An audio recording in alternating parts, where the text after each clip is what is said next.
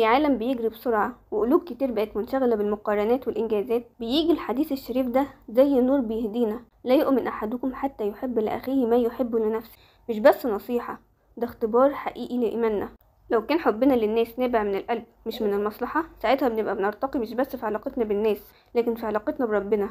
الحديث مش بيقول لا يحب أحدكم، بيقول لا يؤمن أحدكم. يعني الحب للغير مش زيادة في الإحسان، ده أساس الإيمان نفسه. كل مرة تفرحوا لنجاح غيركم بدل ما تحسوا بالغيرة، دي لحظة إيمان. كل مرة تدعوا لحد بالخير من غير ما يعرف، دي لحظة إيمان. كل مرة تقفوا جنب حد بيحتاجكم من غير انتظار مقابل، دي لحظة إيمان. وكأن النبي صلى الله عليه وسلم بيقول لنا الإيمان مش كلمات، الإيمان سلوك بيعيش بينا. يعني الإيمان الحقيقي مش بيكتمل إلا لما نحس إننا شركاء في الحياة، نفرح لفرح الناس ونتمنى لهم نفس الخير اللي بنتمناه لنفسنا. تخيلوا لو كل واحد فينا طبق ده حتى مع اللي مختلف عنا، لو شفنا نجاح غيرنا على إنه دفعة لقدام مش تهديد، لو الكلمة الطيبة بقت عادة والدعاء لبعضنا بظهر الغيب بقى سلوك يومي، لو بدل ما نقارن ونغير نقول ربنا يبارك ويزيد وأنا كمان قادر أوصل. ده مش ضعف، ده قمة القوة الإيمانية.